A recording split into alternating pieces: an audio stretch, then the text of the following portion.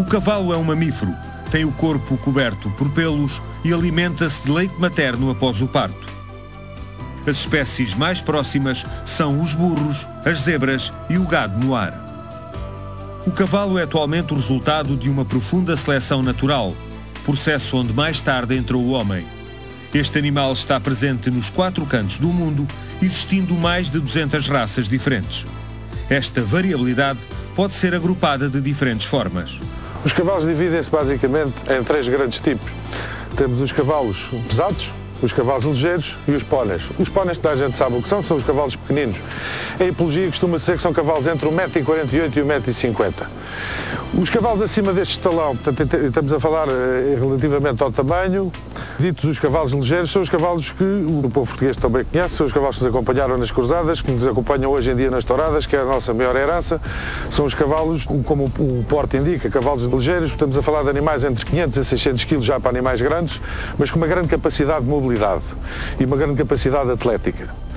Depois temos outro nível de cavalos, portanto, maiores, com muito mais massa muscular e mais pesados, que são os chamados cavalos de grande porte, que normalmente eram utilizados para exercícios de tração, foram usados na guerra, foram inclusivamente usados também como montada nas guerras medievais, porque eram cavalos que suportaram grande peso, às vezes cerca de 400 kg, com sela, com a armadura do próprio cavalo, com a armadura do cavaleiro, mas animais de facto que não têm nem a habilidade nem a finura dos animais de porte ligeiro, e que são animais para características diferentes. O que nós estamos a dizer que sejam animais de qualidade inferior. Não é isso que se passa, são apenas referir 3 características. Este grupo dos cavalos de grande porte são cavalos que podem ter entre 1,67 m, 1,80 m, 1,60 m, mas estamos a falar de animais que podem atingir pesos na ordem dos 1.200 kg. Uma outra forma de agrupar os cavalos tem a ver com o seu temperamento, com as suas características psíquicas e neurológicas. Pode-se dizer que, no fundo, há animais de sangue quente, que são os cavalos mais nervosos, mais finos, são os que nós vemos normalmente nas provas de atletismo de maior exigência, e os cavalos de sangue frio, os cavalos mais possantes, com maior massa muscular e bastante mais calmos. Seja qual for o tipo de cavalo, o seu exterior pode ser dividido entre cabeça, pescoço, tronco e membros. Na cabeça situa-se a nuca, a fronte, o chanfro e a face. A ligação ao tronco faz-se por intermédio do pescoço. Depois surge o garrote, que determina a altura do cavalo.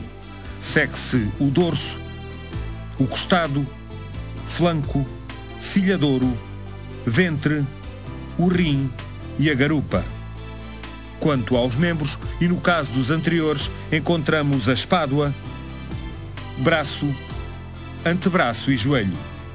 Nos membros posteriores situa-se a coxa, a nádega, a soldra, a perna e o corvelhão. Para finalizar esta breve abordagem ao exterior do cavalo, as regiões que são comuns aos 2 tipos de membros: canela, boleto, quartelha e casco. Este animal, tal como outros mamíferos, tem algumas particularidades curiosas.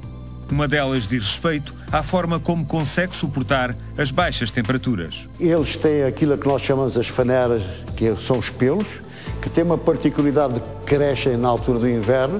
Depois tem um músculo que é o eretórios pylori, que faz com que o cabelo irice um bocadinho e vai ficar uma câmara de ar entre o meio e a própria pele. E aquilo mantém exatamente a temperatura constante. Quando o cavalo chega ao verão, portanto, esse músculo deixa de atuar e o pelo fica completamente nisso. Se nós estivermos a olhar para o cavalo, verificamos que existe um ligeiro levantamento, cria uma almofada, isto é, o frio não está diretamente a contactar, porque os pelos estão exatamente iriçados neste sentido, estão levantados e criam essa camada de ar que evita que haja o contacto direto com a pele. Caracterizar morfologicamente